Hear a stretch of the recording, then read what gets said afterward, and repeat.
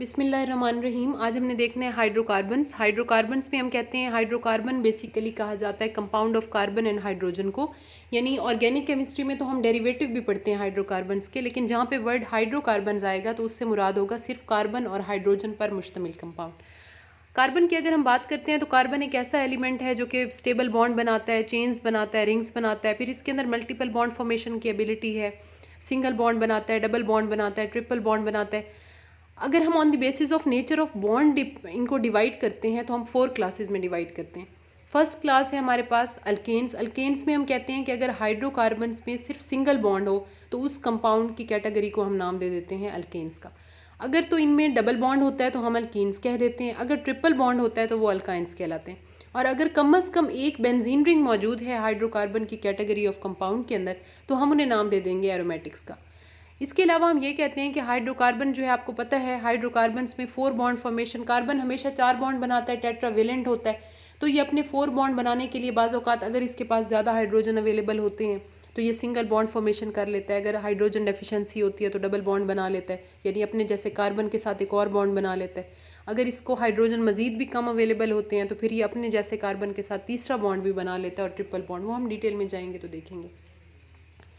हम ये कहते हैं कि अगर हम क्लासीफाई करते हैं इनको on the basis of nature of bond तो हम इसमें 2 हिस्सों में डिवाइड करते हैं, सैचुरेटेड एंड अनसैचुरेटेड। जो वर्ड सैचुरेटेड है ये हमेशा वहाँ पे इस्तेमाल हो रहा होता है जहाँ पे गैदरिंग होती है, जहाँ पे इकट्ठ होता है, जहाँ पे हजूम होता है। तो आपने याद रखना है जहाँ मैक्सिमम बॉन्ड बने हुए होते हैं ना, तो वहाँ पे हम वर्ड सैचुरेटेड इस्तेमाल करते हैं। मैक्सिमम बॉन्ड फॉर्मेशन से मुराद ये नहीं है कि हम जब डबल बॉन्ड की बात करते हैं तो उसमें तो कार्बन टू कार्बन 2 बॉन्ड होते हैं।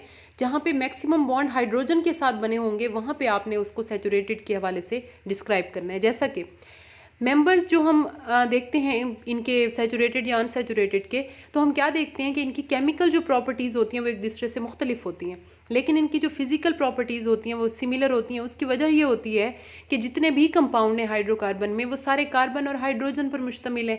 जब कार्बन हाइड्रोजन पर मुश्तमिल हैं तो इनकी इलेक्ट्रोनेगेटिविटीज़ आपको पता है, there is a minor difference between the electronegativity of carbon and hydrogen, इसीलिए ये नॉन पोलर कंसिडर होते हैं। इनकी इलेक्ट्रोनेगेटिविटी वैल्यू इतनी ज़्यादा डिफरेंट नहीं होती, तो ये कंपेरेबल इलेक्ट्रोनेगेटिविटी रखने की वजह से नॉन पोलर कंसिडर होते हैं।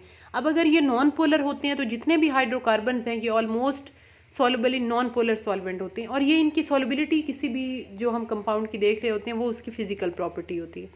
तो फिजिकल प्रॉपर्टीज़ इनकी एक जैसी हो सकती हैं लेकिन इनकी केमिकल प्रॉपर्टीज़ एक दूसरे से मुख्तलिफ होंगी। क्यों? क्योंकि इनमें नेचर ऑफ बॉन्ड डिफरेंट है, कहीं पे सैचुरेटेड हैं तो कहीं पे अनसैचुरेटेड है। फिर हम ये कहते हैं कि अगर हम इनके मेंबर्स की बात करते हैं, readily dissolve in polar solvent, non polar solvent होते हैं, पोलर सॉल्वेंट में डिजॉल्व नहीं होते।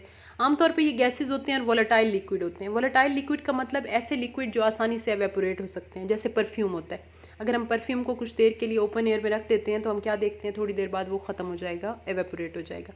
तो एवेपोरेशन या वोलेटिलिटी बेसिकली डिपेंड करता है फोर्सेज ऑफ अट्रैक्शन पे।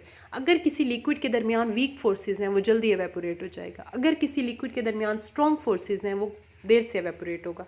तो वोलेटिलिटी जो है ये बेसिकली रिप्रेजेंटेशन होती है वीक फोर्सेज ऑफ अट्रैक्शन की। अब अगर हम बात करते हैं वोलेटिलिटी की तो ये डिक्रीज़ होती है जैसे जैसे इनका मैस बढ़ता है। मैस बढ़ता है तो बेसिकली मैस इन्हेंस होने से डेंसिटी बढ़ रही होती है। तो हम ये कहते हैं कि मैस बढ़ता है तो इसके नतीजे में इनकी जो वोलेटिलिटी है वो डाउन होती चली जाती है। यही वजह है कि जो इनके लोअर मेंबर हैं वो आमतौर पे गैसेज हैं जैसे मीथेन और इथेन, और मॉडरेट जो इनका मॉलिक्यूलर मैस रखने वाली सब्सटेंसेस हैं जैसे कि अगर हम हेक्सेन की बात करते हैं तो वो एक वोलेटाइल लिक्विड है, और हायर मेंबर्स जो होते हैं वो सारे सॉलिड की फॉर्म में एग्जिस्ट करते हैं। फॉसिल फ्यूल हम पहले चैप्टर में पढ़ भी चुके हैं, इससे पहले हमने डिस्कस भी किया। Fossil fuel basically remaining parts हैं, या फिर हम कह सकते हैं कि ये वो डेड प्लांट्स हैं जो कि बरेड हो गए थे under the surface of earth. Different chemical changes के नतीजे में वो कन्वर्ट हो गए नेचुरल रिसोर्सेज में। अब हम उन्हें कोल की सूरत में, पेट्रोलियम की सूरत में हम उन्हें इस्तेमाल करते हैं, नेचुरल गैस की सूरत में। बच्चों ये तमाम चीज़ें भी बेसिकली क्या हैं, ये हमारे पास एनर्जी सोर्सेज तो हैं ही, लेकिन बेसिकली ये ऑर्गेनिक इन नेचर हैं, ये हाइड्रोकार्बन्स पर मुश्तमिल है। इनसे हमें बहुत सारे ऐसे प्रोडक्ट मिलती हैं। हाइड्रोकार्बन्स जो हैं इनके स्टार्टिंग मटीरियल हमें बेसिकली हम जब इनको बना रहे होते हैं ना, जैसे कि हमने कहा था कि पेट्रोलियम जो है वो हम एज इट इज़ इस्तेमाल नहीं करते, उसको रिफ़ाइन करते हैं। लास्ट चैप्टर में आपको बताया हुआ भी है। नेक्स्ट जो हम लास्ट पे बिल्कुल चैप्टर पढ़ेंगे उसमें बाकायदा पूरा प्रोसेस गिवन है। उसमें हम देखेंगे कि जब हम पेट्रोलियम को रिफ़ाइन कर रहे होते हैं ना तो हमारे पास डिफरेंट बाय प्रोडक्ट्स आती हैं।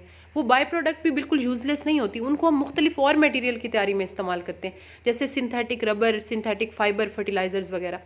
तो हाइड्रोकार्बन्स को जब हम डिफाइन करते हैं तो हम कहते हैं हाइड्रोकार्बन्स वो कंपाउंड हैं जो सिर्फ कार्बन एंड हाइड्रोजन पर मुश्तमिल होते हैं। हाइड्रोकार्बन्स जो हैं ये हमारे पास पेरेंट कंपाउंड कंसीडर होते हैं। क्यों? क्योंकि बाकी जितने भी टाइप ऑफ ऑर्गेनिक कंपाउंड बनेंगे वो इन्हीं से बनेंगे।